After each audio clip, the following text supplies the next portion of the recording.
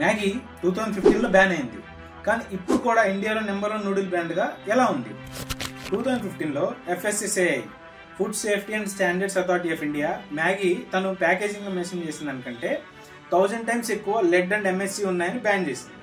Nestle company ఒక్క రోజులో India shops లో ఉన్న 35,000 టన్స్ ఆఫ్ మ్యాగీని రీకాల్ చేయాల్సి వచ్చింది.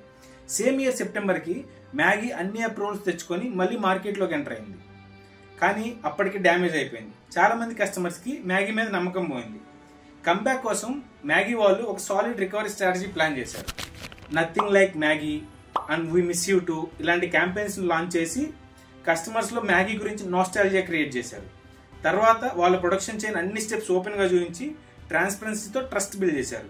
అంతా బాగుంది అన్న తర్వాత ఫ్లాష్ సేల్స్ లాంచ్ చేశారు. దీనివల్ల కస్టమర్స్ డెస్పరేట్ అవ్వడానికి ట్రిగ్గర్ అయ్యారు. మ్యాగీ ఫ్లాష్ సేల్లో 60,000 ప్యాకెట్స్ని జస్ట్ 5 minutesలో సేల్ చేసింది.